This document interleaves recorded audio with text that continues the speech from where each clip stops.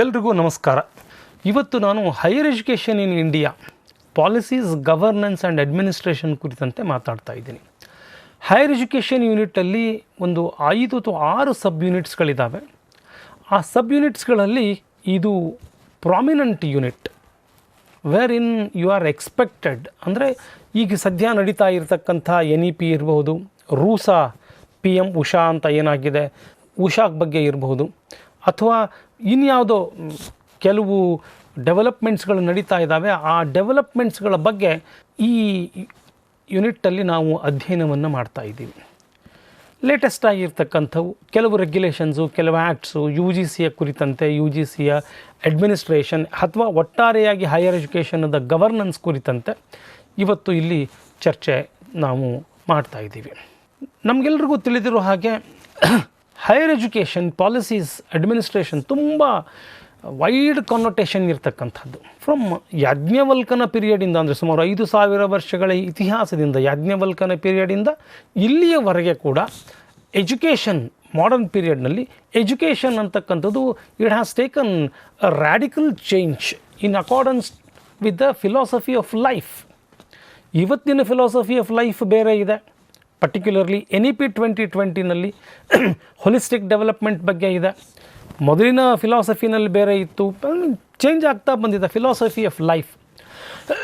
In the present context, higher education refers to tertiary level education, ಅಂದರೆ ಮೂರನೇ ಹಂತ higher tertiary level education which is pursued after 12 years of schooling. 10 ವರ್ಷದ primary education ಮತ್ತು 2 ವರ್ಷದ secondary education, PU1 class 11th class 12th ಆದ ನಂತರ start ಆಗ್ತಕ್ಕಂಥ ಪ್ರಕ್ರಿಯೆಗೆ ನಾವು ಹೈಯರ್ ಎಜುಕೇಷನ್ ಅಂತ ಕರಿತೇವೆ. ಅದು bachelors program, masters program, diploma, PG diploma, so ಇವೆಲ್ಲ ರಿಸರ್ಚ್ವರೆಗೂ ಕೂಡ ಹೈಯರ್ ಎಜುಕೇಷನದ ವಿಂಗು ದಾಟ್ಕೊಂಡು ಹೋಗುತ್ತೆ. ಹೈಯರ್ ಎಜುಕೇಷನದ ಇತಿಹಾಸನೂ ಕೂಡ it is as old as hour civilisation, almost 5000 years. ಆವಾಗ ಗುರುಕುಲಗಳಿದ್ವು, ಆಶ್ರಮಗಳಿದ್ವು, ಋಷಿಗಳ ಆಶ್ರಮಗಳಿದ್ವು. ವಶಿಷ್ಠ ಋಷಿ, ವಿಶ್ವಾಮಿತ್ರ, ದೊಡ್ಡ ದೊಡ್ಡ ಆಶ್ರಮಗಳಿದ್ವು. ಗುರುಕುಲಗಳು, ಸಾಂದೀಪನಿ ಗುರುಗಳು, ವೇದವ್ಯಾಸರು, ದೊಡ್ಡ ದೊಡ್ಡ ಗುರುಕುಲಗಳಿದ್ವು. ಆ ಗುರುಕುಲಗಳಲ್ಲಿ, ಆಶ್ರಮಗಳಲ್ಲಿ ಈ ಹೈಯರ್ ಎಜುಕೇಷನ್ ಅನ್ನೋದು ನಡೀತಾ ಇತ್ತು. But the very nature of higher education has changed quite radically since the British period. ಯಾವಾಗ ಬ್ರಿಟಿಷರು ನಮ್ಮನ್ನು ಬಂದು ನಮ್ಮಲ್ಲಿ 1857ರಲ್ಲಿ when they started universities, the concept of education radically got changed. Accordingly, policies, governance structure, administration structures also have changed to meet the future requirements. ಮೊದಲುಗಳೇ ಗುರುಗಳೇ ಎಲ್ಲವೂ ಅವ್ರದ್ದೇ admission policy, ಅವ್ರದ್ದೇ regulations, ಅವ್ರದ್ದೇ ನೀತಿ ನಿಯಮಗಳು, ಆ ವಿದ್ಯಾರ್ಥಿನ ತೊಗೊಳ್ಬಾರ್ದು ಅಂತಕ್ಕಂಥದ್ದನ್ನು, ಏಕಲವ್ಯನ ತೊಗೊಳ್ಬಾರ್ದು ಅನ್ನೋದನ್ನು ದ್ರೋಣಾಚಾರ್ಯರೇ ಡಿಸೈಡ್ ಮಾಡಿದಂಥದ್ದು. ಕರ್ಣನಿಗೆ ವಿದ್ಯೆಯನ್ನು ಕಲಿಸಬಾರ್ದು ಅಂತಕ್ಕಂಥದ್ದನ್ನು ಪರಶುರಾಮರು ಡಿಸೈಡ್ ಮಾಡಿದಂಥದ್ದು. Each individual teacher had his own policies. But ನಾವು the very nature has changed, the very structure has changed, the governance has changed. So we will see there were number of urban learning centers which were quite visible from the period between 200 BCE to 400 CE. Important urban centers of learning were Takshashila, Nalanda, illene namma Chitapura, Gulbarga hatra Nagavi. There are many such centers.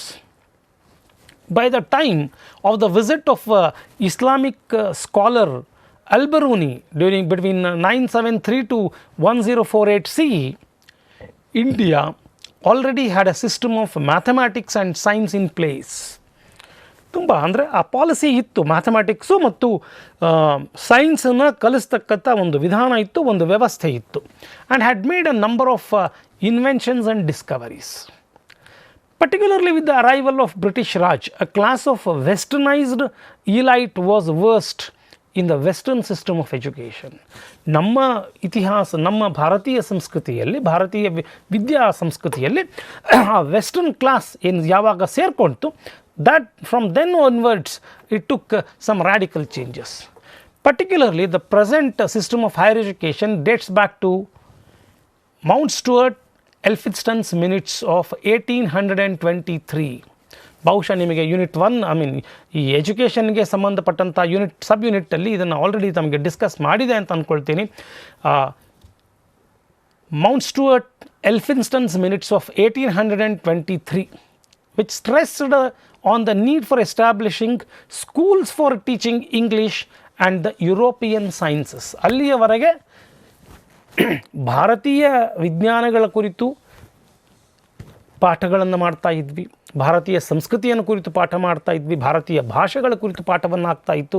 ಆದರೆ ಎಲ್ಫಿನ್ಸ್ಟನ್ಸ್ minutes of 1823 emphasized on the necessity of teaching English and the European sciences.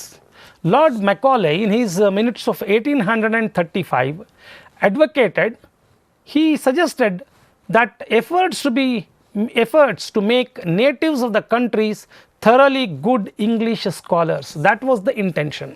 Natives ಇಲ್ಲಿರುವ ಸ್ಥಳೀಯರನ್ನು English scholars ಅನ್ನಾಗಿ ಮಾಡಬೇಕು ಅಂತಕ್ಕಂಥದ್ದು lord ಮೆಕಾಲಿಯ ಒಂದು ಕನಸಾಗಿತ್ತು. Sir Charles Wood's dispatch of 1854, famously known as Magna Carta of English Education in India, recommended creating a properly articulated scheme of education from the primary school to the university. ಇದು ಮೊಟ್ಟ ಮೊದಲ policy. ಅಂದರೆ ನಮಗೆ available ಆಗಿರ್ತಕ್ಕಂಥ British ಈ English system ಬಂದಾಗ ನಮಗೆ ದೊರಕತಕ್ಕಂಥ ಮೊಟ್ಟ ಮೊದಲ ಕೆಲವು ಪಾಲಿಸೀಸ್ಗಳು. ಅದು ಮೊದಲ ಪಾಲಿಸಿ ಅಂದರೆ ಎಲ್ಫಿನ್ಸ್ಟನ್ಸ್ ಮಿನಿಟ್ಸ್, ನಂತರ ಮೆಕಾಲೆ ಮತ್ತು ನಂತರ ಚಾರ್ಲ್ಸ್ ವುಡ್ಸ್. ಈ ಮೂರು ಪಾಲಿಸಿಗಳು ಮೊಟ್ಟ ಮೊದಲಿಗೆ ಅಂದರೆ ಈ ಪ್ರೆಸೆಂಟ್ ಸಿಸ್ಟಮ್ ಆಫ್ ಎಜುಕೇಷನನ್ನು ಸ್ಟ್ರೆಸ್ ಮಾಡಲಿಕ್ಕೆ ತಂದಂತಹ ಪಾಲಿಸಿಗಳ ಪ್ರಾರಂಭ ಅಂತ ನಾವು ಹೇಳ್ಬೋದು. ನಂತರ ತಮಗೆಲ್ರಿಗೂ ಗೊತ್ತಿದೆ 1857 universities were established at Calcutta, now Kolkata, Bombay, at Mumbai, Bombay University, Madras University. 3 universities were established in 1857, followed by the University of Allahabad in 1887. ನಾಲ್ಕನೇ ವಿಶ್ವವಿದ್ಯಾಲಯ ಅದು. So they may ask you to arrange sequentially ಹಿಂಗೇನೋ ಕೇಳಬಹುದು. ಅಲಹಾಬಾದ್ ಎಲ್ಲಿ ಬರ್ಬೋದು ಅಥವಾ ಇನ್ನೊಂದು ಯಾವುದೋ ಎಲ್ಲಿ ಬರ್ಬೋದು ಅಂತ. They may ask you that ಈ ಯೂನಿವರ್ಸಿಟೀಸ್ಗಳನ್ನು ಎಸ್ಟಾಬ್ಲಿಷ್ ಮಾಡಲಿಕ್ಕೆ most important reason is that of Charles Wood. ಇದೇನು ಚಾರ್ಲ್ಸ್ ವುಡ್ಸ್ ಡಿಸ್ಪ್ಯಾಚ್ ಆಫ್ 1854 ಇದೆಯಲ್ಲ, 1854 making an articulated scheme of education from primary school to the university. Based on that, based on Charles Wood's recommendations, 3 universities were established in India. That is another policy which has helped us to establish the present system of universities. ನಮ್ಮಲ್ಲಿ ಮೊದಲು ಯೂನಿವರ್ಸಿಟೀಸ್ಗಳು ಅಂತ ಇರಲಿಲ್ಲ. ನೀವು ನೋಡಿ, ಆ ಯೂನಿವರ್ಸಿಟಿಗೆ ನಮ್ಮಲ್ಲಿ equivalent ಪದಗಳು 3 ಶಬ್ದಗಳನ್ನು ಬಳಸಿದ್ದೇವೆ ನಾವು. ಒಂದು ವಿಶ್ವ, ವಿದ್ಯಾ, ಆಲಯ ಅಥವಾ ನಿಲಯ. ವಿಶ್ವವಿದ್ಯಾ ನಿಲಯ 3 ಶಬ್ದಗಳನ್ನು ಬಳಸಿ ಒಂದು ಶಬ್ದವನ್ನು ಕಾಯಿನ್ ಮಾಡಿದ್ದೇವೆ. ನಮ್ಮ ಹತ್ರ ಅಂಥದ್ದು ಇರಲಿಲ್ಲ ಮೊದಲು. ಗುರುಕುಲ ಅಥವಾ ಆಶ್ರಮ ಇಂಥದ್ದೊಂದು ಕಾನ್ಸೆಪ್ಟ್ ಇತ್ತೆ ಹೊರತಾಗಿ ನಮ್ಮಲ್ಲಿ ಈ ಕಾನ್ಸೆಪ್ಟ್ ಇರಲಿಲ್ಲ. ಇದು ಆ್ಯಕ್ಚುಲಿ ಯುರೋಪಿಯನ್ ಕಾನ್ಸೆಪ್ಟ್, ಯೂನಿವರ್ಸಿಟ್ಯಾಟ್. 14ನೇ ಶತಮಾನದಲ್ಲಿ ಬಂದಂಥದ್ದು ಒಂದು ಪದ. ಯೂನಿವರ್ಸಿಟ್ಯಾಟ್ನಿಂದ ಯೂನಿವರ್ಸಿಟೀಸ್ಗಳು ನಮ್ಮಲ್ಲಿ ಅಂದರೆ 19ನೇ ಶತಮಾನದಲ್ಲಿ ವಿಶ್ವವಿದ್ಯಾಲಯಗಳು ನಮ್ಮಲ್ಲಿ ಪ್ರಾರಂಭವಾದವು.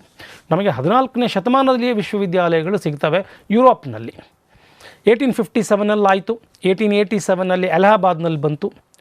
Litre on the inter university board, ಈಗ ಸದ್ಯ ಅದನ್ನು ಈ ಇಂಟರ್ ಯೂನಿವರ್ಸಿಟಿ ಬೋರ್ಡನ್ನು ನಾವು association of Indian universities AIU ಅನ್ನೋ ಹೆಸರಿನಿಂದ ಕರೀತಾ ಇದ್ದೀವಿ.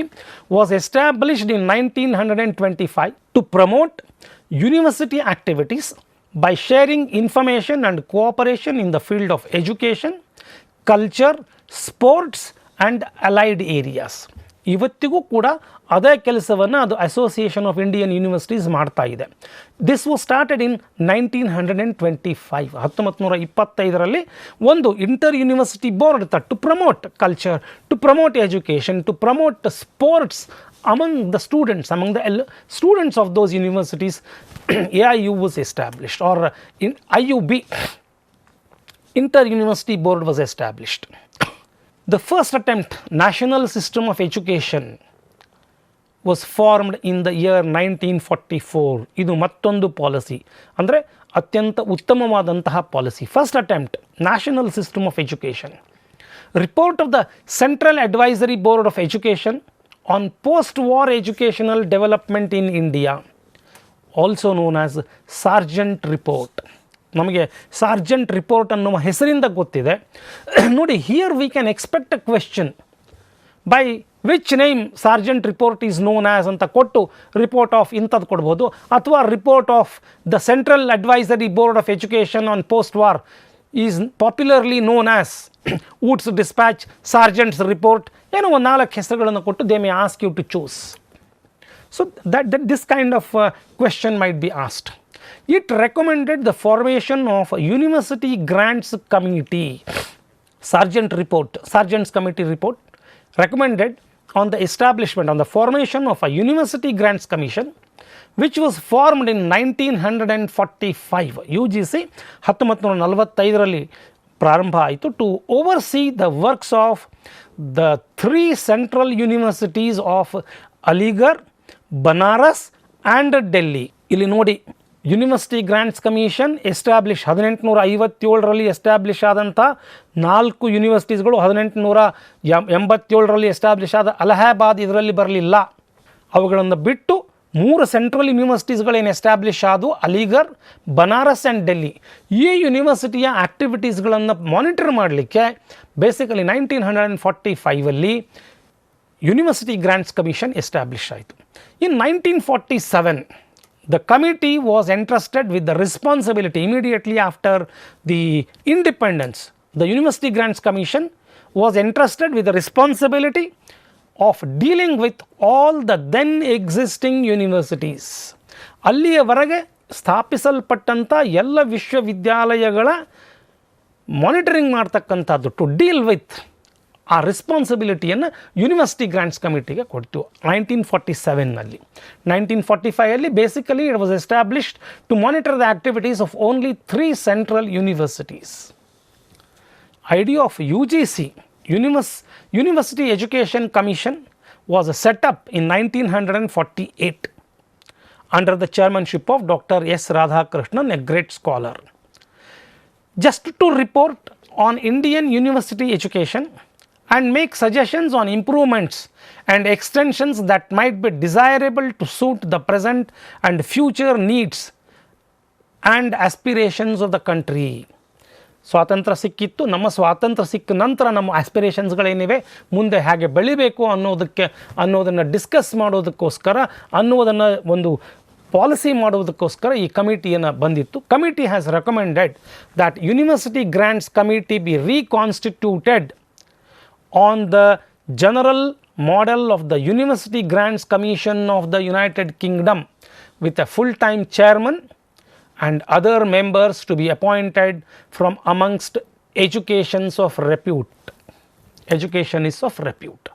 ಒಂದು UGC ಒಂದು ಕಮಿಟಿಯನ್ನು, ಒಂದು ಕಮಿಷನನ್ನು ರೆಕಮೆಂಡ್ ಮಾಡಬೇಕು, ಮತ್ತು ಅದು ಫುಲ್ ಟೈಮ್ UGCಯ UK ಮಾಡೆಲ್ ತರಹನೇ ಇದು ವರ್ಕ್ ಮಾಡಬೇಕು ಅನ್ನುವ ಒಂದು ರೆಕಮೆಂಡೇಷನನ್ನು ಇದು ಮಾಡ್ತು.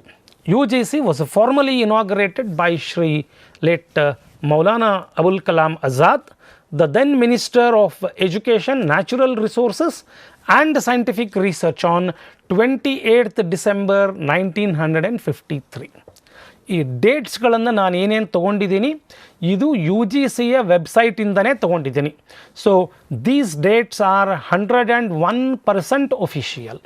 So you can make it sure that I have taken these dates from UGC website itself. You can also verify those things. UGC was formally established in November 1956 as a statutory body of the Government of India through an act of parliament. For, ಇಲ್ಲಿ ನೋಡಿ, ಇಲ್ಲಿನೂ ಕೂಡ ನಿಮಗೆ question might be asked. ಹೆಂಗೆ ವರ್ಡಿಂಗ್ಸ್ಗಳಿದ್ದಾವೆ, ಇದನ್ನು logically arrange ಮಾಡಿ, what for the UGC was constituted ಅಂತ ಕೊಟ್ಟು, ಕೆಲವು ವರ್ಡ್ಸ್ಗಳನ್ನು ಕೊಟ್ಟು ಇವುಗಳನ್ನು ಲಾಜಿಕಲಿ ಜೋಡಿಸಿ ಅಂತ ಕೇಳಬಹುದು. Coordination, determination, maintenance of standards. Coordination, determination and maintenance of standards. Of university education in India. So ಇವಾಗ ಈ ಶಬ್ದಗಳನ್ನು ಕೊಟ್ಟು ಲಾಜಿಕಲಿ ಇವುಗಳನ್ನು ಆರ್ಗನೈಸ್ ಮಾಡಿ ಅಂತ question might be asked on this. So please note it. UGC has decentralized its operations by setting up 6 regional centers at Pune, Hyderabad, Kolkata, Bhopal, Guwahati, Bangalore and all that. ತನ್ನ administrative ವರ್ಕ್ಸ್ಗಳನ್ನು, ತನ್ನ routine day to day ವರ್ಕ್ಸ್ಗಳನ್ನು ಆ ರೀಜನದ ಕಾಲೇಜಸ್ಗಳ ಜೊತೆ ವ್ಯವಹರಿಸೋದನ್ನು, because number of colleges increased, autonomous ಕಾಲೇಜಸ್ಗಳು ಇನ್ಕ್ರೀಸ್ ಆದವು, ಫಸ್ಟ್ ಗ್ರೇಡ್ ಕಾಲೇಜಸ್ಗಳು ಜಾಸ್ತಿ ಆದವು. ಅವುಗಳ ಜೊತೆ ವ್ಯವಹರಿಸಲಿಕ್ಕೆ ಕೇವಲ ಒಂದು UGCಯ ಒಂದು ದೊಡ್ಡ ಆಫೀಸು ಸಾಕಾಗೋದಿಲ್ಲ ಅಂತ ಅನ್ನೋದಕ್ಕೆ ರೀಜನಲ್ ಸೆಂಟರ್ಸ್ಗಳನ್ನು ಆಯಿತು. Head office of the UGC is located at Bahadur Shah Zafar Marg in New Delhi. 2 additional bureaus operating from Firoz Shah Road and South Campus of University of Delhi as well. ಒಟ್ಟು 3 ಆಫೀಸಸ್ಗಳಿದ್ದಾವೆ. ಒಂದು ಮೇನ್ ಕ್ಯಾಂಪಸ್ ಬಹದ್ದೂರ್ ಜಫರ್ ಮಾರ್ಗದಲ್ಲಿದೆ. Then we have one more at Firoz Shah Marg and one more at south campus of university of Delhi. ಈ 3 ಬ್ಯೂರೋಸ್ಗಳು, 2 ಬ್ಯೂರೋಸು ಮತ್ತು ಒಂದು main office ಡೆಲ್ಲಿನಲ್ಲಿದೆ. ಇದರ ಜೊತೆಗೆ 6 regional ಸೆಂಟರ್ಸ್ಗಳು ಕೂಡ ಇದ್ದಾವೆ. This is again a policy which was really made. ಅಂದರೆ ಕಾನ್ಸ್ಟಿಟ್ಯೂಷನ್ ಆಫ್ ಇಂಡಿಯಾದಲ್ಲಿನೇ, ಇಂಡಿಯನ್ ಕಾನ್ಸ್ಟಿಟ್ಯೂಷನಲ್ಲಿನೇ ಎಜುಕೇಷನ್ ಯಾವ ಅಡಿನಲ್ಲಿ ಬರ್ತದೆ, ಸ್ಟೇಟ್ನಲ್ಲಿ ಬರ್ತದ, ಸೆಂಟ್ರಲ್ ಲಿಸ್ಟ್ನಲ್ಲಿ ಬರ್ತದ, ಕಾನ್ಕರೆಂಟ್ ಲಿಸ್ಟಲ್ಲಿ ಬರ್ತದ ಅನ್ನೋದ್ರ ಬಗ್ಗೆ ಒಂದು ಪಾಲಿಸಿ, ಒಂದು ಮೇಜರ್ ಡಿಸಿಷನ್ ಆಗಿ before 1976 education was the exclusive responsibility of the States. ರಾಜ್ಯಗಳಿಗೆ ಅದನ್ನು ಕೊಟ್ಬಿಟ್ಟಿದ್ರು, ಅದು ನಿಮ್ಮದೇ ನೀವೇ ಮಾಡಿಕೊಳ್ಳಿ ಅಂತ. ಆದರೆ Maulana Azad had A dream that entire country should have one kind of education, ಒಂದು ಯೂನಿವರ್ಸಲ್ ಎಜುಕೇಷನನ್ನು ಕೊಡಬೇಕು ಅನ್ನೋದು was a vision of the first education minister Maulana Azad. 42nd amendment of constitution of India was made in 1976, which included education under the concurrent list. Both states and central government are responsible. Concurrent list ಅಲ್ಲಿ ಬಂತದು. State ಲಿಸ್ಟಲ್ಲೂ ಮೊದಲು state ಲಿಸ್ಟಲ್ಲಿ ಇತ್ತು, then it was put under concurrent list. Now it is under concurrent list.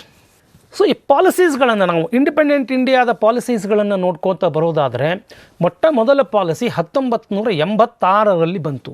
ಮೊದಲಿಗೆ ಪಾಲಿಸೀಸ್ಗಳು ಇರಲಿಲ್ಲ ಅಂತಲ್ಲ, ಸಾಕಷ್ಟು ಕಮಿಟೀಸ್ಗಳು, ಬಹುಶಃ ನಿಮಗೆ committees and commissions after during post independency era, Radhakrishnan ಅವರ ಕಮಿಟಿಯಿಂದ ಸಾಕಷ್ಟು ಕಮಿಟೀಸ್ಗಳು ಆಗಿದ್ದಾವೆ. ಸೆಕೆಂಡ್ರಿ ಎಜುಕೇಷನ್ ಮೇಲೆ, ಪ್ರೈಮರಿ ಎಜುಕೇಷನ್ ಮೇಲೆ, ಯೂನಿವರ್ಸಿಟಿ ಎಜುಕೇಷನ್ ಮೇಲೆ ಸಾಕಷ್ಟು ಕಮಿಟಿಗಳು, ಯಶ್ಪಾಲ್ ವರದಿ ಆಗಿದೆ, ಸಾಕಷ್ಟು ವರದಿಗಳು ಬಂದಿದ್ದಾವೆ. ಕರ್ನಾಟಕಕ್ಕೆ ಸಂಬಂಧಪಟ್ಟಂತನೂ ಕೂಡ ಸಾಕಷ್ಟು ವರದಿಗಳು ಬಂದಿದ್ದಾವೆ. Those many policies, I am not dealing with those things. ಆದರೆ ಮೊಟ್ಟ ಮೊದಲ ಪಾಲಿಸಿ ಅಂತ ಎಸ್ಟಾಬ್ಲಿಷ್ ಆಗಿದ್ದು government of India national policy on education, NPE, which was done in the year 1986. This was done during the prime ministership of late Mr. Rajiv Gandhi, and it was reinforced the program of action. ಇದಕ್ಕೆ ಸಂಬಂಧಪಟ್ಟಂತೆ NPEಗೆ ಸಂಬಂಧಪಟ್ಟಂತೆ ಒಂದು program of action POA was adopted. POA came into existence in 1986 and this was revised in the year 1992. ಇದಿಷ್ಟು ಪಾಲಿಸಿಗೆ ಸಂಬಂಧಪಟ್ಟಂತೆ. The government initiated several measures. ಮೊದಲಿಗೆ ಒಂದು DPEP ಅಂತ ಒಂದು ಪ್ರೋಗ್ರಾಮ್ ಇತ್ತು. ನಮ್ಮಲ್ಲಿ ಪ್ರೈಮರಿ ಸ್ಕೂಲ್ಸ್ಗಳು ತುಂಬ ವೀಕ್ ಇದ್ದವು, ಪ್ರೈಮರಿ ಎಜುಕೇಷನ್ ತುಂಬ ವೀಕ್ ಇತ್ತು. ಈಗಲೂ ಕೂಡ ಸ್ಟ್ರೆಂತ್ ಇದೆ ಅಂತ ಅಂದ್ಕೊಂಡ್ರೂ ಕೂಡ compared to western countries we have a weak system. DPEP, district primary education programme. ಇಲ್ಲಿ ಪ್ರತಿಯೊಂದು ಡಿಸ್ಟ್ರಿಕ್ಟಿಗೂ ಒಂದೊಂದು ಪ್ರೈಮರಿ ಎಜುಕೇಷನ್ DPEP ಪ್ರೋಗ್ರಾಮ್ ಇತ್ತು. DPEP ಪ್ರೋಗ್ರಾಮ್ದ most important thing is to provide basic infrastructure, buildings and other infrastructure required to run the primary schools. Later on, one more program was started called SSA, Sarva Shiksha Abhiyan. Sarva Shiksha Abhiyan. So this is India's initiative for education for all. Sarva Shiksha, ಎಲ್ಲರಿಗೂ education ಅನ್ನು ಕೊಡೋದು. Sarva Shiksha, this is education for all. Setting up of Navodaya Vidyalaya and other selective schools in every district. Navodaya ಸ್ಕೂಲ್ಸ್ಗಳನ್ನು ಪ್ರತಿ ಡಿಸ್ಟ್ರಿಕ್ಟ್ಗಳಲ್ಲಿ ಶುರು ಮಾಡಿದರು. ಅಂದರೆ ಆ ರೀತಿಯಾದ ಒಂದು ಯೂನಿವರ್ಸಲ್ ಸ್ಟ್ಯಾಂಡರ್ಡೈಸ್ಡ್ ಎಜುಕೇಷನನ್ನು ನೀಡಬೇಕು ಅಂತಕ್ಕಂಥ ಕಲ್ಪನೆ 1986ರಲ್ಲಿ ಬಂತು. NPE includes national system of education which ensures some uniformity while taking into account regional educational needs. ಇದು ಮತ್ತೊಂದು, ಅದು ಕಂಪ್ಲೀಟ್ ಆಗಿ, ಯಾಕಂದರೆ ಕಾನ್ಕರೆಂಟ್ ಲಿಸ್ಟಲ್ಲಿ ಇರೋದರಿಂದ ಕೇವಲ ಒಂದು ಯೂನಿವರ್ಸಲ್ ಎಜುಕೇಷನನ್ನು ಕಾಶ್ಮೀರದಿಂದ ಇಲ್ಲಿವರೆಗೂ ಕೊಡೋಕ್ಕಾಗೋದಿಲ್ಲ.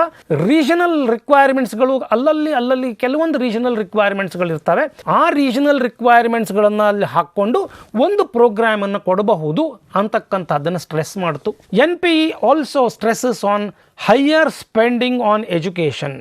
It has recommended more than 6% of the gross domestic product, but ಇನ್ನೂವರೆಗೂ ಆಗ್ತಾ ಇಲ್ಲ. More than 6% it has recommended. Emphasis on the development of science and technology education infrastructure.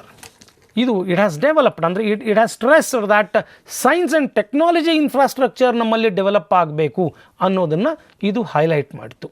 NEP 2020 ತಮಗೆಲ್ರಿಗೂ ಗೊತ್ತಿದೆ, ದೊಡ್ಡ ನ್ಯೂಸನ್ನು ಮಾಡ್ತು.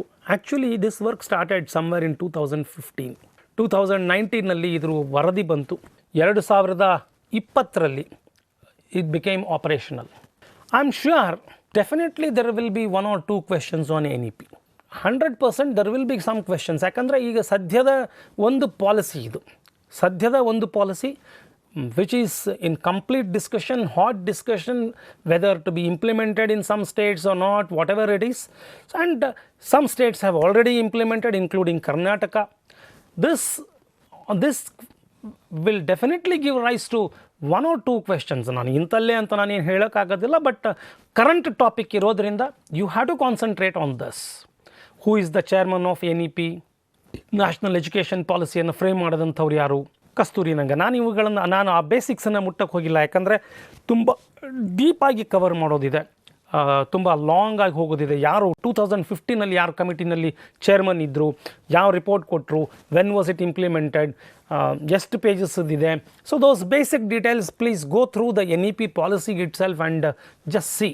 This system was NEP vision was national education policy was implemented with a vision to create a new system that is aligned with the educational goals of 21st century education. This is the vision, while remaining consistent with Indian traditions and value systems. ಇಲ್ಲಿ 4 ಆಸ್ಪೆಕ್ಟ್ಸ್ಗಳು ಬರ್ತವೆ. Aspirational goals, 21st century, consistent with India's traditions, value system. ಇಷ್ಟುಗಳನ್ನು ಇಟ್ಕೊಂಡು new system which is aligned with new system, ಒಂದು ಹೊಸ ವ್ಯವಸ್ಥೆ, where 21st century aspirational goals, India's traditions, value system ಇವುಗಳನ್ನು ಕೂಡಿಸಿದಂಥ ಒಂದು ಹೊಸ ವ್ಯವಸ್ಥೆ. To prepare knowledge society for knowledge production and participation in knowledge economy. This is the vision, this is the mission, to prepare knowledge society. This is the mission. Actually, the NEP, National Education Policy 2020, aspires holistic development of students. ಇಲ್ಲಿಯವರೆಗಿನ ಮೊದಲಿನ ಪಾಲಿಸೀಸ್ಗಳು ಬೇರೆ ಬೇರೆ ಆಸ್ಪೆಕ್ಟ್ಸ್ಗಳನ್ನು touch ಮಾಡಿದ್ವು. ಇದು it emphasises on holistic development of students with special emphasis on the development of the creative potential of each individual. ತುಂಬ deep holistic development ಅಂತಂದರೆ ನೀವು ಇತಿಹಾಸದ ಕಾಲಕ್ಕೆ, ಅಂದರೆ ಪುರಾಣದ ಕಾಲಕ್ಕೆ ಹೋಗಬೇಕು. 64 ವಿದ್ಯೆಗಳನ್ನು ಅಂದರೆ ಎಲ್ಲವನ್ನೂ ಕಲಿತಾ ಇದ್ದರು ಅವರು. ಎಲ್ಲ ಮಿಲಿಟರಿ, ಶಾಸ್ತ್ರ, ಧರ್ಮ, ಸಾಹಿತ್ಯ, ಭಾಷೆ ಎಲ್ಲವನ್ನೂ ಕಲಿತಾ ಇದ್ದರು. 64 ವಿದ್ಯೆಗಳನ್ನು, ನೃತ್ಯ, ಸಂಗೀತ, 64 ವಿದ್ಯೆಗಳನ್ನು ಕಲಿತಾ ಇದ್ದರು. ಅಂಥದ್ದೊಂದು ವ್ಯವಸ್ಥೆ, holistic development. Basically NEP wants to reorient the contents and processes of education. Not mandatory to implement, ಯಾಕಂದರೆ ಕಾನ್ಕರೆಂಟ್ ಲಿಸ್ಟಲ್ಲಿದೆ, ಸ್ಟೇಟದ ಅಪ್ರೂವಲ್ ಬೇಕು, but desirable to meet global standards. It is desirable to meet global standards. 4-year graduation with research. 4-year graduation with research. It is desirable. ಎಲ್ಲ ಕಾಲೇಜಸ್ಗಳು, ಎಲ್ಲ ಯೂನಿವರ್ಸಿಟೀಸ್ಗಳು 4th year ಪ್ರೋಗ್ರಾಮನ್ನು run ಮಾಡೋ ನೆಸೆಸಿಟಿ ಇಲ್ಲ. But based on that desirable to meet the global standards. ಬೇಕಂದರೆ ಬೇರೆ ಬೇರೆ ಯೂನಿವರ್ಸಿಟಿ, ಬೇರೆ ಬೇರೆ ವೆಸ್ಟರ್ನ್ ಕಂಟ್ರೀಸ್ಗಳಲ್ಲಿ ಈ 4 ಇಯರ್ ಡಿಗ್ರಿ ಅನ್ನೋದಿದೆ, ಅದನ್ನು ಮೀಟ್ ಮಾಡಲಿಕ್ಕೆ ಈ ಕಾನ್ಸೆಪ್ಟನ್ನು ನಾವು ತೊಗೊಂಡು ಬಂದಿದ್ದೇವೆ. It has got many provisions. ಇದ್ರ ಬಗ್ಗೆನೇ which of the following is not a provision of NEP 2020 ಅಂತ ಅನ್ನೋ ಕ್ವೆಶ್ಚನ್ ಕೂಡ ಬರ್ಬೋದು. Moving towards a higher educational system consisting of large multidisciplinary universities and colleges with at least one in or near every district. ಅದರ ಪರಿಣಾಮವನ್ನು ನೀವು ನೋಡ್ತಾ ಇದ್ದೀರಿ. ಪ್ರತಿ ಜಿಲ್ಲೆಗೆ ಒಂದು ಯೂನಿವರ್ಸಿಟಿ ಬರ್ತಾ ಇದೆ. ಬೀದರ್ ಯೂನಿವರ್ಸಿಟಿ ಆಯಿತು, Raichur university, Tumakuru university, Bagalkot university, Haveri university, Koppal university. There are so many universities which are coming to every district. ಇನ್ನೊಂದು ಪಾಯಿಂಟನ್ನು ತಾವು ಗಮನಿಸಬೇಕಿಲ್ಲಿ. It is moving towards a higher educational system consisting of large multidisciplinary universities and colleges. Multidisciplinary, single disciplinary ಇರೋದಿಲ್ಲ ಇನ್ನು ಮುಂದೆ. Moving towards a more multidisciplinary undergraduate education. ಈಗ ಸದ್ಯ ನಮ್ಮದಿರೋದು multidisciplinary ಇಲ್ಲ, ಮೋನೋಡಿಸಿಪ್ಲಿನರಿ, ಸಿಂಗಲ್ ಡಿಸಿಪ್ಲಿನ್. ಅವನಿಗೆ ಸೋಷಿಯಾಲಜಿ, ಹಿಸ್ಟರಿ, ಪೊಲಿಟಿಕಲ್ ಸೈನ್ಸ್ ಅಥವಾ mathematics, statistics ಅಥವಾ ಇನ್ನೊಂದೇನೋ ಅಥವಾ ಫಿಸಿಕ್ಸ್, ಕೆಮಿಸ್ಟ್ರಿ, ಮ್ಯಾಥ್ಸ್ ಒಂದು ಸ್ಟ್ರೀಮಲ್ಲಿ ಕಲಿತಾ ಇದ್ದಾರೆ. ನಾವು those undergraduates have to learn multidisciplinary. Liberal arts approach, it follows liberal arts approach. Moving towards faculty and institutional ಅಟಾನಮಿಯನ್ನು ಕೊಡ್ತಾ ಇದೆ. ಫ್ಯಾಕಲ್ಟಿ ಅಟಾನಮಿ, ಇನ್ಸ್ಟಿಟ್ಯೂಷನಲ್ ಅಟಾನಮಿ, ನೀವೇ ಸಿಲೆಬಸ್ಗಳನ್ನು ಮಾಡ್ಕೊಳ್ಳಿ, ನೀವೇ you can deliver the goods. Revamping the curriculum, pedagogy, assessment, student support, where more learning space is provided. Pedagogical ಅಪ್ರೋಚಲ್ಲೇ ಬದಲಾವಣೆ ಆಗಿರೋದ್ರಿಂದ ಇಲ್ಲಿವರೆಗೂ ಬರೀ ನಮ್ಮದು ಲೆಕ್ಚರ್ ಓರಿಯೆಂಟೆಡ್ ಇತ್ತು. ಲೆಕ್ಚರ್ ಓರಿಯೆಂಟೇಷನನ್ನು ಬಿಟ್ಟು ಸ್ಟೂಡೆಂಟ್ ಸೆಂಟ್ರಿಕ್ ಅಪ್ರೋಚಸ್ಗೆ ಬಂದಿದ್ದೀವಿ. Learning outcome based curriculum framework. ನಾವು ಇದರ NEPಯ ಉದ್ದೇಶ learning outcome based curriculum framework. ಅಂದರೆ ಆ ಕರಿಕ್ಯುಲಮನ್ನು ಕಲಿತ್ರೆ ಔಟ್ಕಮ್ ಏನು ಬರ್ತದೆ ಅನ್ನೋದನ್ನು ಇಟ್ಕೊಂಡು ನಾವು ಪಾಠವನ್ನು ಮಾಡ್ತಕ್ಕಂಥದ್ದು. Learning outcome based, LOCF. Expansion ಕೇಳ್ಬೋದು ನಿಮಗೆ. LOCF ಮೀನ್ಸ್ ಅಂತ ಕೊಟ್ಟು ಕೆಳಗಡೆ 4 ಆನ್ಸರ್ಸ್ಗಳನ್ನು ಕೊಡಬಹುದು. Establishment of a national research foundation to fund outstanding peer reviewed research, to provide or to actively seed research in universities and colleges. Governance of higher educations by highly qualified independent boards of having academic and administrative autonomy. ಸದ್ಯ wise chancellor supreme, wise chancellor ನಂತರ pro chancellor, chancellor. Wise ಚಾನ್ಸ್ಲರ್ಗಿಂತ ಕಡಿಮೆ ಲೆವೆಲಲ್ಲಿ pro wise chancellor ಅಂತ ಇದ್ದಾರೆ. To assist him ರಿಜಿಸ್ಟ್ರಾರ್ಸ್, deputy ರಿಜಿಸ್ಟ್ರಾರ್ಸ್ಗಳೆಲ್ಲ ಇದ್ದಾರೆ. ಈಗ ಅದು ಬದಲಾವಣೆಯಾಗಿ wise chancellor ನಂತರ ಮತ್ತೊಂದು ಒಂದು ಕ್ರಿಯೇಟ್ ಆಗಿಬಿಟ್ಟು ಬೋರ್ಡ್ ಆಫ್ ಗವರ್ನರ್ಸ್ ಅಂತ ಒಂದು ಕ್ರಿಯೇಟ್ ಆಗ್ತಿದೆ. ನಾವು we have syndicate, academic councils, ಸಿನೇಟ್ಸ್ಗಳು, ಬೇರೆ ಬೇರೆ ಬೇರೆ ಬೇರೆ ಸ್ಟ್ರಕ್ಚರ್ ಇದೆ. ಆ ಸ್ಟ್ರಕ್ಚರನ್ನು ಚೇಂಜ್ ಮಾಡಲಿಕ್ಕೆ ಹೋಗ್ತಾ ಇದ್ದೀವಿ. Light but tight regulations are light but they are tight ಅನ್ನುವ ಒಂದು ಕಾನ್ಸೆಪ್ಟ್ ಕೂಡ ಅಲ್ಲಿ ಬಂದಿದೆ. Increased access, equity, inclusion through a range of measures including open schooling, online education, open distance learning, ಇವೆಲ್ಲವುಗಳಿಗೂ ಕೂಡ ಪ್ರಾವಿಷನ್ಸನ್ನು ಇಲ್ಲಿ ನಮ್ಮ ನ್ಯಾಷನಲ್ ಎಜುಕೇಷನ್ ಪಾಲಿಸಿನಲ್ಲಿ ಇಲ್ಲಿ ಕೊಟ್ಟಿದೆ. ಇನ್ನು ಮುಂದೆ ಕೇವಲ 3 types of institutions will remain. ನಾವು we have colleges, we have universities, we have centers of national importance and all that. So only 3 types of institutions will remain. Only teaching, only research, teaching cum research. ಮತ್ತೊಂದು ಬಹುಮುಖ್ಯವಾದಂಥದ್ದು ಇನ್ನು ಮುಂದೆ there will be no affiliation system. No affiliation. Under each university, each college now which is running will become independent degree awarding institution. There will be 3 programs: undergraduate programs, graduate programs, research programs. Curriculum of all higher education institutions shall include credit-based courses and projects in the areas of community engagement, service, environmental education and value-based education. UG programs will be of 3 to 4 year duration with multiple entry and exit options. 1 year certificate, 2 year diploma, 3 year bachelor's, 4 year shall be the preference with honorary degree.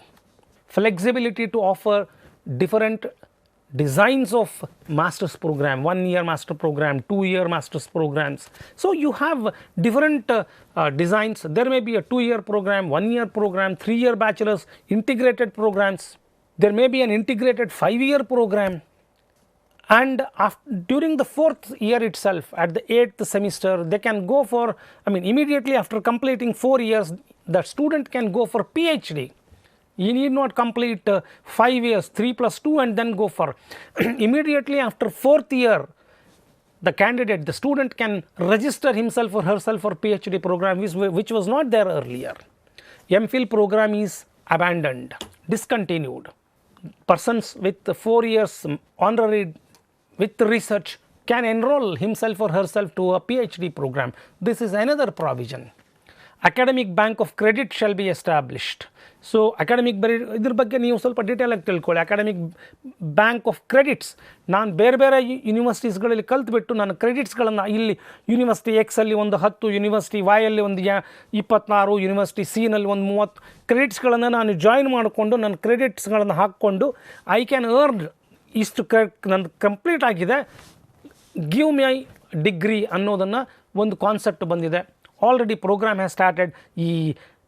ABC has been linked with NAD, National Academic Depository. Blended learning, it has a provision for blended learning, 40% online, digital and 60% physical courses. Assessment system is to be decided by the institution. ತುಂಬ ಅಸೆಸ್ಮೆಂಟಲ್ಲೂ ಕೂಡ ಈಗಿನ ಟ್ರ್ಯಾಡಿಷನಲ್ ಅಸೆಸ್ಮೆಂಟನ್ನು ಬಿಟ್ಟು continuous ಅಸೆಸ್ಮೆಂಟ್ಗೆ importance ಕೊಡ್ತಾ ಇದೆ. CBCS ಅಲ್ಲಿ 20% of the syllabus revise ಆಗಲೇಬೇಕು. There will be a stress on value based education. Higher education should move away from high stakes examination towards more continuous examinations. Criterion based grading system should move to criterion based grading system rather than percentages and all that. We'll come back to the University Grants Commission which we have stopped earlier. ಯಾಕಂದರೆ ನಾವು educational ಪಾಲಿಸಿಯನ್ನು ತೊಗೊಂಡಿದ್ವಿ, so we were discussing these policies. ನಾವು we come back. UGC is the only grant giving agency in the country. ಈಗ ನಾವು ಆ grant ಗಿವಿಂಗನ್ನು almost ತೊಗೊಳ್ತಾ ಇದ್ದೀವಿ. That power is being withdrawn by the government and MHRD has taken that responsibility partially, but ಆದರೂ ಇವತ್ತಿಗೂ ಕೂಡ ಅದು grant is the only grant giving agency in the country which has been vested with 2 responsibilities: providing funds and that of coordination, determination and maintenance of standards in the institutions of higher education. ಎರಡನೇ ಕಾನ್ಸೆಪ್ಟನ್ನು ತುಂಬ vigorous ಆಗಿ ಮಾಡ್ತಾ ಇದೆ. ಮೊದಲನೇದು providing ಫಂಡ್ಸನ್ನು almost ಕೆಲವು ಕಡಿತ ಆಗಿ ನಾವು we have one more scheme MHRDಯ ಮುಖಾಂತರ. ಇಲ್ಲಿಯವರೆಗೆ ರೂಸಾ ಅಂತ ಇತ್ತು, ನಾವು that RUSA is replaced with PM Usha. ಆದರೂ ಕೂಡ ಇವತ್ತಿಗೂ ಕೂಡ UGC is the grants awarding the agency, the only grant awarding agency. UGC has got many mandates. Just you can go through multiple choice alli kuda which of the following are not mandates of UGC anta kelbodu. I have listed these things. Anyway, you will be storing it, or I know you will be taking screenshots of these things. Please go through this mandates list. You may expect barlikilla kelbodu. Who is the present chairman? Professor M. Jagdish Kumar. Professor Deepak Kumar Srivastava is the vice chairman. Srivastava spelling ನೋಡ್ಕೊಳ್ಳಿ. ವಾಸ್ತವ S ಮೊದಲಿದೆ, T ನಂತರ ಇದೆ. ನಿಮ್ಮನ್ನು confuse ಮಾಡಲಿಕ್ಕೆ T ಮೊದಲು ಕೊಟ್ಟು S ಆಮೇಲೆ ಕೊಡಬಹುದು. ಯಾಕೆಂದರೆ ಸೌತ್ನಲ್ಲಿ ಟಿ ಮೊದಲು ಬರೋದು, ಎಸ್ ಆಮೇಲೆ ಬರೀತಾರೆ. Manish Joshi is the secretary. These are the UGC officers. We also have a full-fledged UGC commission which will meet regularly, and the proceedings are also available on the website. So the minutes of the proceedings, avenal decisions ತಗೊಂಡಿರ್ತಾರೆ, so they will be implemented in terms of circulars, notices. ಮತ್ತು ಕೆಲವುಗಳನ್ನು ಅವುಗಳು ರೆಗ್ಯುಲೇಷನ್ಸ್ಗಳು ಯಾವ್ಯಾವ ಆಗಬೇಕು, ರೆಗ್ಯುಲೇಷನ್ಸ್ಗಳಾಗ್ತವೆ. ಗೈಡ್ಲೈನ್ಸ್ಗಳು ಯಾವ್ಯಾವ ಆಗಬೇಕು, ಗೈಡ್ಲೈನ್ಸ್ಗಳಾಗ್ತವೆ. Normally circulars ಮತ್ತು ಗೈಡ್ಲೈನ್ಸ್ಗಳನ್ನು ನಾವು ನೋಡ್ತಾ ಇದ್ದೀವಿ. We see notices, circulars will appear in the UGC web portal.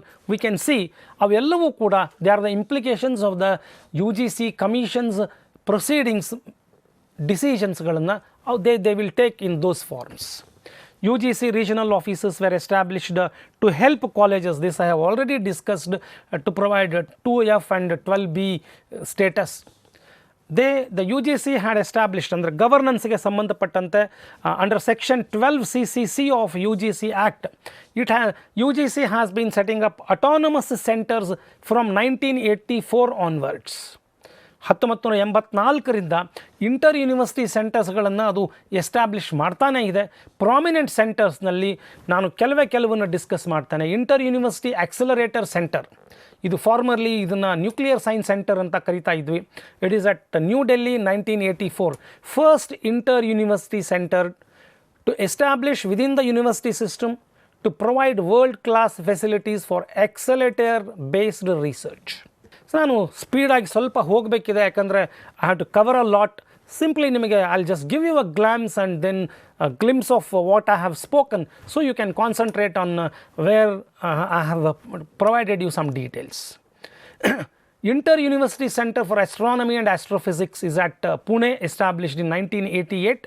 Astronomy ಮತ್ತು ಆಸ್ಟ್ರೋಫಿಸಿಕ್ಸ್ಗೆ ಸಂಬಂಧಪಟ್ಟಂಥ ವರ್ಲ್ಡ್ ಕ್ಲಾಸ್ ಫೆಸಿಲಿಟಿಯನ್ನು ರಿಸರ್ಚನ್ನು ಕೊಡಲಿಕ್ಕೆ ಇದು ಪುಣೆನಲ್ಲಿ ಎಸ್ಟಾಬ್ಲಿಷ್ ಆದಂಥದ್ದು. UGC DIE consortium for scientific research Indore university ಕ್ಯಾಂಪಸ್ಸಲ್ಲಿ 1990ನಲ್ಲಿ ಎಸ್ಟಾಬ್ಲಿಷ್ ಆಗಿದೆ. It can be availed by scientists from any universities, particularly atomic energy related aspectsಗಳಿಗೆ ಸಂಬಂಧಪಟ್ಟಂಥ ಕನ್ಸಾರ್ಷಿಯಮ್ set up at Indore University campus. It is a national center. Any scientists who are working on atomic energy can depend on this. Consortium for Educational Communication, CEC, located at New Delhi in 1991, employs media communication to cater to the needs of higher education in the country. These programs are telecast on Doordarshan and Gyandarshan channels.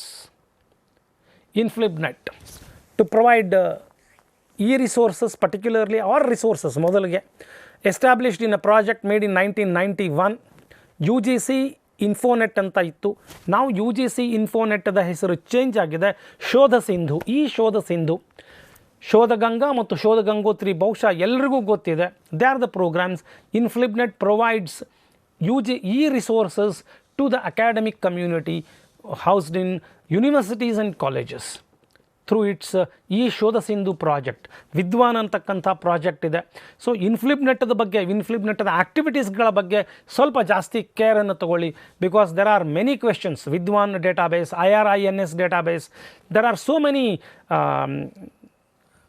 key initiatives made by InflibNet, so which might be asked ಅಂದರೆ as a part of governance, which may be asked during your paper-1.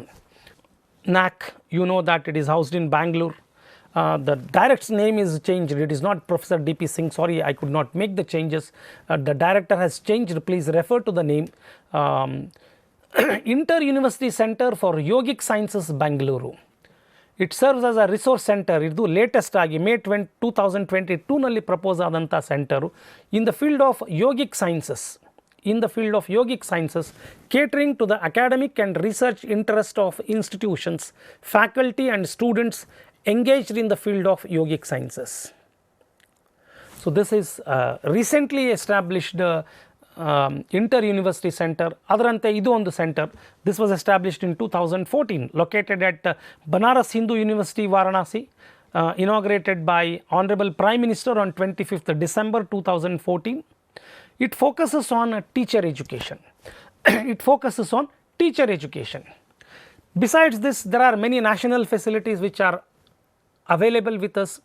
Western Regional Instrumentation Center at Mumbai University, MST radar facilities at Sri Venkateshwara University, Tirupati, Inter-University Center for Humanities and Social Sciences at IUCHSS, Indian Institute of Advanced Studies, Shimla, Crystal Growth Center at Anna University, Madras. These are the national facilities which are available. Besides that, there are 66 human resource development centers. to provide orientation and refresher course programs to in-service teachers, librarians and physical education directors, physical education teachers.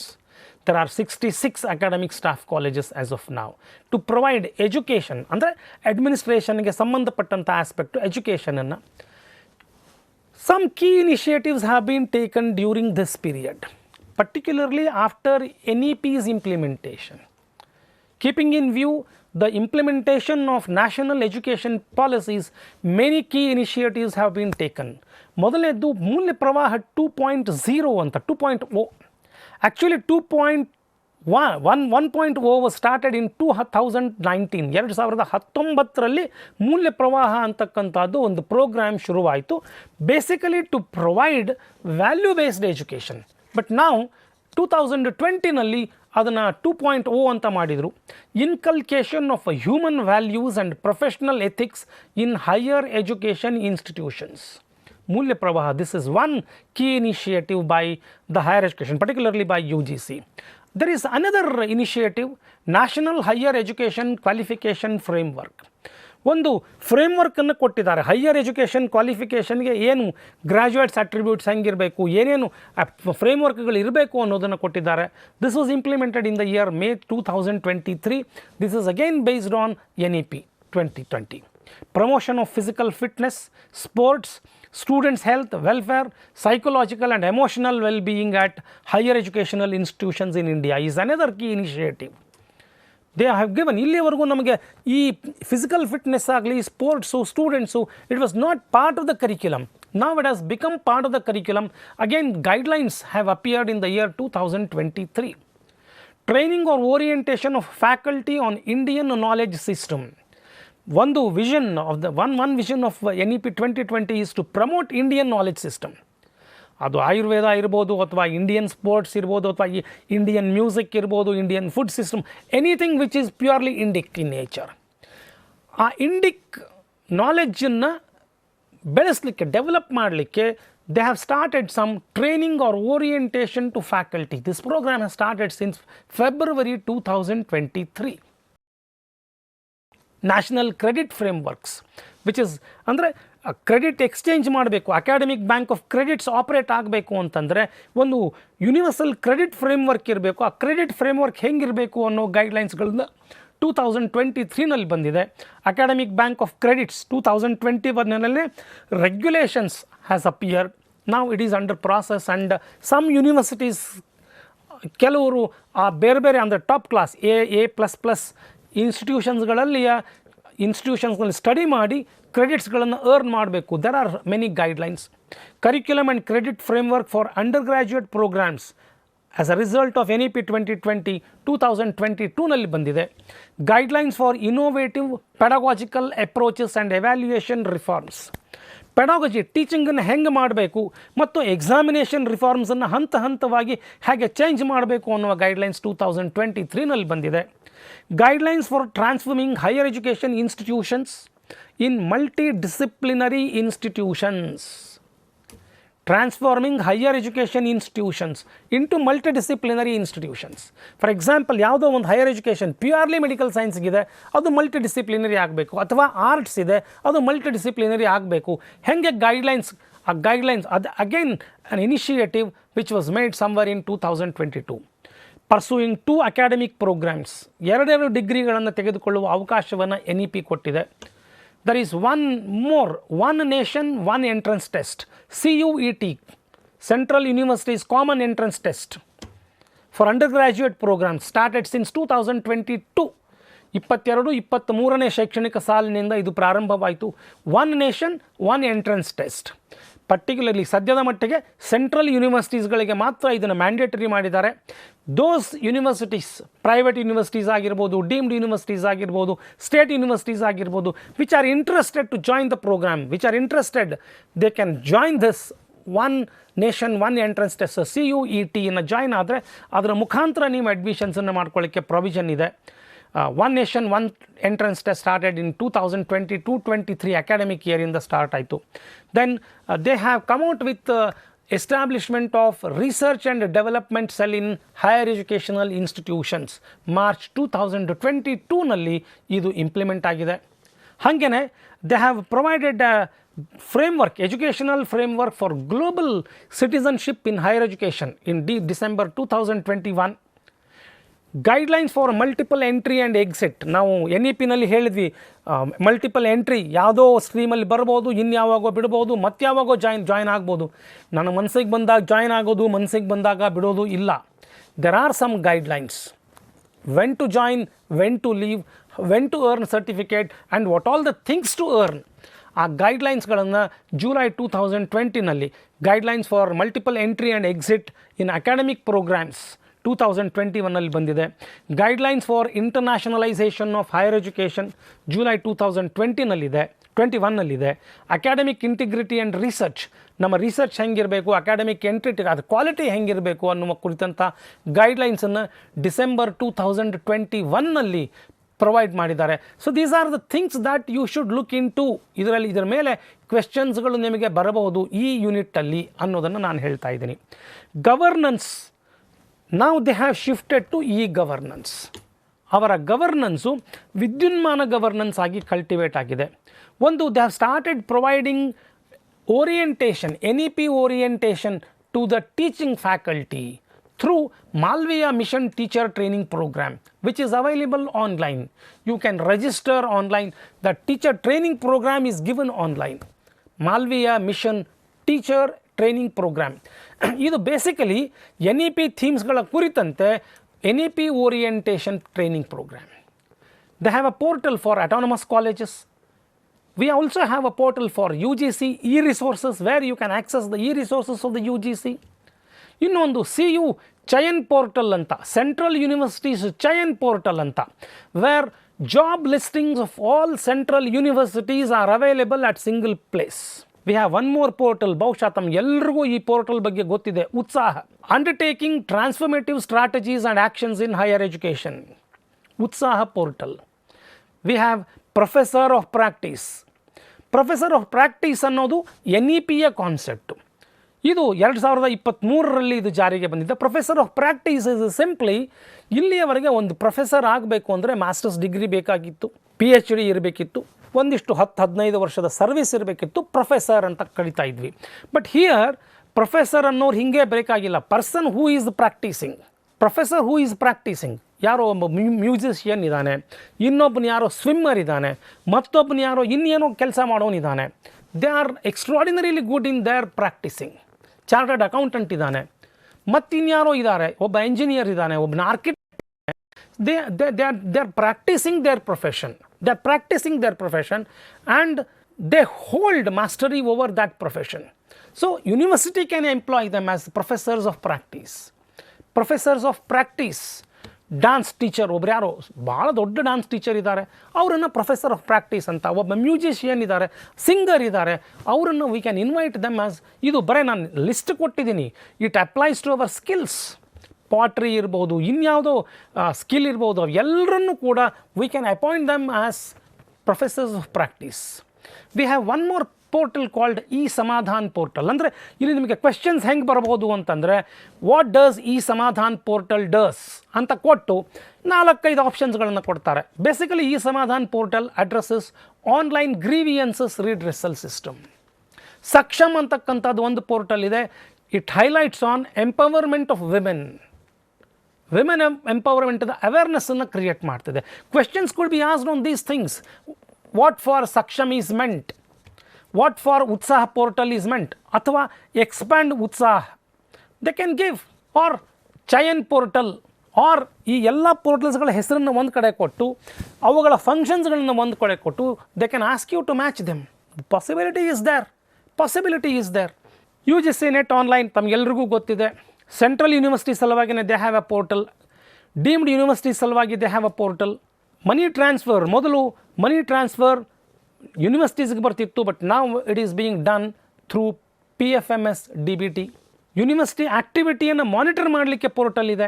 HRDC 66 HRDCಸ್ಗಳನ್ನು manage ಮಾಡಲಿಕ್ಕೆ portal ಇದೆ. Web portal for fellowship, scholarships for legacy cases. ತುಂಬ ಹಳೆ ಕೇಸಸ್ಗಳು ಕೆಲವು ಇನ್ನು pending ಉಳ್ಕೊಂಡಿದ್ದಾವೆ, since 2010-12 pending ಉಳ್ಕೊಂಡಿದ್ದಾವೆ.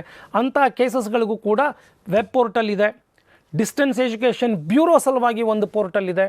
National talent ನೀವೇನು net ಕೂಡ್ತಾ ಇದ್ದೀರಿ ಅದನ್ನು ಕಂಡಕ್ಟ್ ಮಾಡುವ ಆರ್ಗನೈಸೇಷನ್ ಅದಕ್ಕೆ ಒಂದು ಪೋರ್ಟಲ್ ಇದೆ. ಸ್ವಯಂ ಸಲುವಾಗಿ ಒಂದು ಪೋರ್ಟಲ್ ಇದೆ. CARE consortium for academic and research ethics CARE portal ಇದೆ. ನ್ಯಾಷನಲ್ ಅಕಾಡೆಮಿಕ್ ಡೆಪಾಸಿಟರಿ NAD ಸಲುವಾಗಿ, ಅಂದರೆ these are all the governance how the higher education is being governed by the government of India. Ministry of education ಅವ್ರ ಕೆಳಗಡೆ university UGC ಬರ್ತದೆ, commission ಇದೆ, ಕಮಿಷನದ ಆಫೀಸರ್ಸ್ಗಳಿದ್ದಾರೆ, chairman, vice chairman, secretary, joint secretary, additional secretaries, deputy secretaries, under secretaries. So they all work for the cause of maintaining. ಮತ್ತು ಈ ಕಡೆ ಹಿಂಗೆ ಬಂದಾಗ ಕೆಳಗಡೆ ಲೆವೆಲಲ್ಲಿ ಬಂದಾಗ ನಾವು each state is having its own council of higher education. Karnataka state higher education council, Tamil Nadu state higher education council, Himachal Pradesh state higher education council. Each council has its own where the higher education minister is the chairman, and a senior academician will be the director and all that. Executive director will be there. Chairman will be higher education minister, vice chairman will be a senior academician. There will be one executive director, and through which all the university vice chancellors will participate. State, deemed to be state, central, ಎಲ್ಲರೂ ಕೂಡ ಅದರಲ್ಲಿ participate ಮಾಡ್ತಾರೆ. They are all members of those committees. They will discuss and decisions are implemented. This is how the higher education governance or administration will flow in. For students, ಮೊದಲು ತುಂಬ ಫಂಡ್ಸ್ಗಳನ್ನು ಕೊಡ್ತಾ ಇತ್ತು UGC. Over a period of time, ನಾನು ಹೇಳಿದ್ನಲ್ಲ, that has been shifted to some other unit. But still ಕೆಲವು ಸ್ಕಾಲರ್ಶಿಪ್ಸ್ಗಳನ್ನು ಕೊಡ್ತಾ ಇದೆ. ಇವತ್ತಿಗೂ ಕೂಡ ಸ್ಟೂಡೆಂಟ್ಸ್ಗೆ it awards 3 fellowships: junior research fellowship in science, humanities and social sciences, doctor S. Radhakrishna UGC post doctoral fellowship, Savitribai Jyotirao Phule fellowship for single girl child. These are 3 fellowships that it provides. In addition to that, various scholarships are provided. PG scholarship for university rank holders, PG scholarship for GATE GPAT qualified students for pursuing MTech, ME, M.Pharma, PG scholarship for professional courses for SC/ST candidates, PG Indira Gandhi scholarship for single girl child, Ishan Uday special scholarship scheme for northeastern region. ಇದರ ಜೊತೆಗೆ 24/7 student helpline is also available. For faculty also it provides certain awards. 2 research awards are provided. Dr. D.S. Kothari research grant for newly recruited faculty members.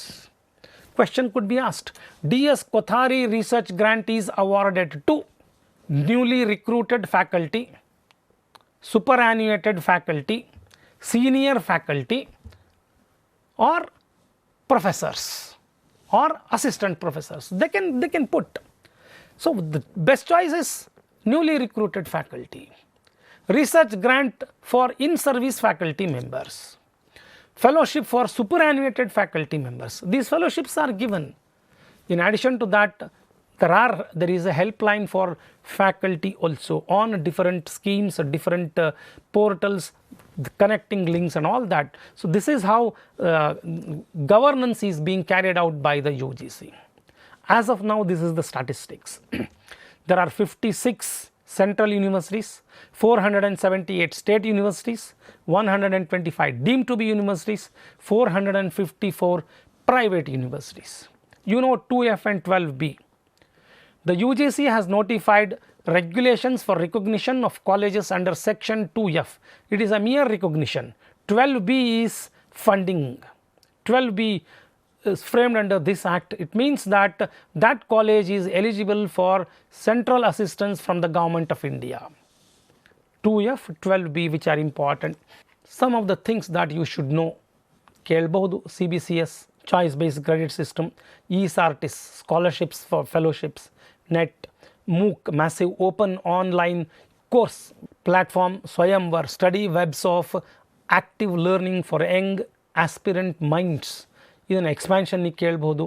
D B T ನಾನು ಬೆಳಗ್ಗೆ ಆಗಲೇ ನಾನು just ಒಂದು few minutes back I told you that D B T direct benefit transfer. Distance education bureau ಅಂತ ನಾವು ಕರಿತಾ ಇದ್ದೀವಿ. ಮೊದಲು ಇದು DEC ಡಿಸ್ಟೆನ್ಸ್ ಎಜುಕೇಷನ್ ಕೌನ್ಸಿಲ್ ಅಂತ ಇತ್ತು. Now it has become distance education bureau. 2015 skill development bureau was started by the MHRD to start BVOC programs, community colleges, Kaushal programs and career oriented courses. Vast 24 hours education channel run by CEC. UGC Infonet since 2002 it is working, but as I told you that it is renamed as E-Show the Sindhu. ಈ ಪಾಠಶಾಲಾ ಅಂತ NCERT ಇಂದ available ಇರತಕ್ಕಂಥ ಈ curriculum framework, even you can go through that. This is one that I wanted to highlight. RUSA, Rashtriya Uchchatar ಶಿಕ್ಷಾ ಅಭಿಯಾನ್. ನಾವು 1986 ನೋಡಿದ್ವಿ SSA ಸರ್ವಶಿಕ್ಷಾ Abhiyan. ಸರ್ವಶಿಕ್ಷಾ ಅಭಿಯಾನದ ಮುಂದಿನ ಹಂತ RUSA for higher education. This was implemented in the year 2013 to provide strategic funding, not funding, strategic funding, right? Performance based. Performance idre kodtare, illa andre illa. It was a central funding scheme with 60-40 norms based on outcome dependent. What is the outcome? It operates through state higher education councils. ಅಲ್ಲಿಯವರೆಗೂ state higher education ಕೌನ್ಸಿಲ್ಸ್ಗಳು ಇರಲಿಲ್ಲ. State higher education ಕೌನ್ಸಿಲ್ಗಳು constitute ಆದವು. State higher education ಕೌನ್ಸಿಲ್ಗೆ ಹೆಚ್ಚಿನ responsibility ಬಂತು. This is RUSA is based on performance based budgeting. But now it is renamed as PM Usha, Pradhan Mantri ಉಚ್ಚ ಶಿಕ್ಷಾ ಅಭಿಯಾನ್. ಪ್ರಧಾನ್ ಮಂತ್ರಿ ಉಚ್ಚ ಶಿಕ್ಷಾ Abhiyan. This is renamed now and this PM Usha has just started. ಇದು ಶುರುವಾಗಿದೆ ಈಗ. It has started. ಇನ್ನೂ funding ಶುರುವಾಗಿಲ್ಲ. PM ಉಷಾಕ್ಕೆ ನಾವು progress ಅಂದರೆ 5 ಫ್ರೇಮ್ಗಳನ್ನು ಮಾಡಿದ್ದಾರೆ. ಮೊದಲು 12 ಫ್ರೇಮ್ಸ್ಗಳಿದ್ದು. ನಾವು it has been reduced. Universities with A+ ಗ್ರೇಡ್ಸ್ಗೆ ಒಂದು ಸ್ಕೀಮ್ ಇದೆ. ದೋಸ್ ಯೂನಿವರ್ಸಿಟೀಸ್ ವಿದೌಟ್ ಗ್ರೇಡ್ಸ್ ಅವ್ರು ಕೆಲವು ಡಿಸ್ಟ್ರಿಕ್ಟ್ಸ್ಗಳಲ್ಲಿ ಬಂದರೆ ಅವರಿಗಿದೆ, ಕೆಲವು ಕಾಲೇಜಸ್ಗಳಿಗಿದೆ. ಮತ್ತು ಹೊಸ ಕ್ಲಸ್ಟರ್ ಇನ್ಸ್ಟಿಟ್ಯೂಷನ್ಸ್ಗೆ, ಡೆವಲಪ್ಮೆಂಟ್ಸ್ಗೆ ಒಂದು 5 ಕ್ಯಾಟಗರೀಸ್ಗಳಲ್ಲಿ ಈ PM ಉಷಾ ಫಂಡಿಂಗನ್ನು ನಾವು ದೇ ಆರ್ ಪ್ರೊವೈಡಿಂಗ್ ಇಟ್. ಮೊದಲಿಗೆ UGC has use to fund these programmes, infrastructure, general development programmes and all that. ಅವೆಲ್ಲವುಗಳನ್ನು ಮರ್ಜ್ ಮಾಡಿ ಈಗಲೂ ಕೂಡ ಅದು ಪರ್ಫಾರ್ಮೆನ್ಸ್ ಬೇಸ್ಡೇ ಇದೆ. It is renamed. ಬಹುಶಃ ಈ ಕ್ವೆಶನ್ನು ಕೂಡ ಬರಬಹುದು. PM Usha was earlier known as ಅಂತ ಕೊಟ್ಟು ಹಳೆ 4 ಹೆಸರುಗಳನ್ನು ಕೊಡಬಹುದು. ಅಥವಾ RUSA is now named as ಅಂತ ಕೊಟ್ಟು they can give some options. So it is up to you. ಇನ್ನೊಂದು, ಈ ಗವರ್ನೆನ್ಸ್ಗೆ ಸಂಬಂಧಪಟ್ಟಂತೆ, ಹೈಯರ್ ಎಜುಕೇಷನ್ ಪಾಲಿಸಿಗೆ ಸಂಬಂಧಪಟ್ಟಂತೆ, it is the UGC that decides the nomenclature of the degree to be offered. ಅದು arts and humanities ಇರ್ಬೋದು, ಕಾಮರ್ಸ್ ಇರ್ಬೋದು, natural ಸೈನ್ಸಸ್ಗಳಿರ್ಬೋದು, ಫಿಸಿಕಲ್ ಎಜುಕೇಷನ್ ಇರ್ಬೋದು, ಫೈನ್ ಆರ್ಟ್ಸ್ ಇರ್ಬೋದು, ಪರ್ಫಾರ್ಮಿಂಗ್ ಆರ್ಟ್ಸ್ ಇರ್ಬೋದು, engineering, computer applications, business management, architecture, medicine, dental care, homoeopathy, Ayurvedic, Unani, pharmacy, nursing, physiotherapy, agriculture, education, law, all these things, all these degrees, the nomenclature of these degrees are decided by the UGC. Latest regulation is of 2014. 2014 nomenclatureಗಳು ಇಲ್ಲಿದ್ದಾವೆ. This one committee that I really want to refer to you, Lingdo committee, which was submitted 2006. Student body and student union election ಕುರಿತಂತೆ ಇದು ಬಂದಂಥದ್ದು. ಅಂದರೆ part of governance ಆಗಿ ನಾನು ಇದನ್ನು ಹೇಳ್ತಾ ಇದ್ದೀನಿ. Since students ಅಂದರೆ ನಿಮ್ಗೆ ಕೆಲವು ಯೂನಿವರ್ಸಿಟೀಸ್ಗಳಲ್ಲಿ ಗೊತ್ತಿದೆ, Delhi or JNU student union elections ಹೆಂಗಾಗುತ್ತೆ, ಅವುಗಳ ಲೆವೆಲ್ ಏನಿದೆ, ಅದನ್ನು ಕಂಟ್ರೋಲ್ ಮಾಡಲಿಕ್ಕೆ Lyngdoh committee had given its reports and based on those things ನಾವು elections have to be conducted. ನಾವು this is one part where you have to give. ಯಾಕೆಂದರೆ ನಾನು ಎಲ್ಲ ಆ್ಯಕ್ಟ್ಸ್ಗಳನ್ನು, ರೆಗ್ಯುಲೇಷನ್ಸ್ಗಳನ್ನು ನಿಮ್ಮ ಮುಂದೆ ಇಡಲಿಕ್ಕೆ ಆಗೋದಿಲ್ಲ within this very less time. So ನಾನು ಕೆಲವು ಆ್ಯಕ್ಟ್ಸ್ಗಳನ್ನು ನಾನು ನೋಟ್ ಮಾಡ್ಕೊಂಡಿದ್ದೇನೆ. You have to go through UGC Act of 1956 and it's modifications, Private Universities Regulations Act 2003, Affiliation by Universities Act 2012, University Regulations on Minimum Qualifications for University Teachers 2010, now 2018. 2018 the regulations it is in force. Minimum Standards 2022 ಇದೆ. Curbing the Menace of Ragging in Higher Education 2009 ಇದೆ. Grant of Degrees and Other Awards 2014. ಇಲ್ಲಿ ಕೆಲವು ಅಂದರೆ ಇದು UGC Regulations on Minimum Qualifications for University Teachers 2018 is in force. Actually ಅದು ಶುರುವಾಗಿದೆ 2010 ಇಂದ. ಅಂದರೆ ಅದರ the original regulation I have given started in 2010. Now it has reached 2018 regulations, now it is available. But the earliest version, minimum qualifications and requirements for university teachers, it is under 2018 regulations. So the first part is available with 2010.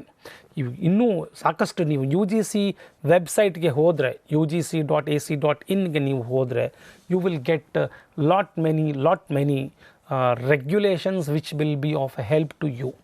So only thing is ನೀವು ಉಳಿದ ಎಲ್ಲವುಗಳನ್ನು concentrate ಮಾಡಬೇಕು. ಹಾಗೆಯೇ ಈ unit ಮೇಲೆ 1 or 2 questions might be asked. ಅಂದರೆ 6 units 6 ಸಬ್ units ಇದ್ದಾವೆ. 6 ಸಬ್ ಯೂನಿಟ್ಸಲ್ಲಿ ನಾನು ನಿಮ್ಗೆ ಹೇಳಿದೆ ಒಂದು ಹೈಯರ್ ಎಜುಕೇಷನಿಗೆ 10 ಕ್ವೆಶ್ಚನ್ಸ್ಗಳು ಬರ್ತವೆ ಅಂದರೆ 6 ಯೂನಿಟ್ ಅಂದರೆ ಬಹುಶಃ 1 or 2 questions may be asked on this. ಈ ಸಬ್ ಯೂನಿಟ್ಟಿಂದ hardly you will get 1 or 2 questions to the maximum extent.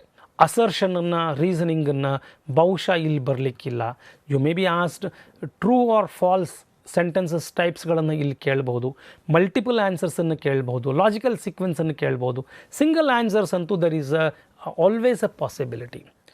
What I suggest you is that you depend on UGC website, you depend on InflibNet website. You also look at the notes which I have provided, and I told you that there are 2 to 3 corrections which I have. NAC director, you have to check the present NAC director, and this you have to make it to 2018. So with these things I hope you understand the higher education concepts and you know what I have communicated. And if there are any queries, you can please send me mails pgthadsir@gmail.com. And I'm quite sure with these words, with this kind of instructions, you will take it to higher ups, and you will definitely put lots of efforts, and really you study well. And I hope majority of you pass the NET examinations. With these words, I thank the organizers for giving me an opportunity to interact with you and share some of my thoughts on these aspects. Thank you very much.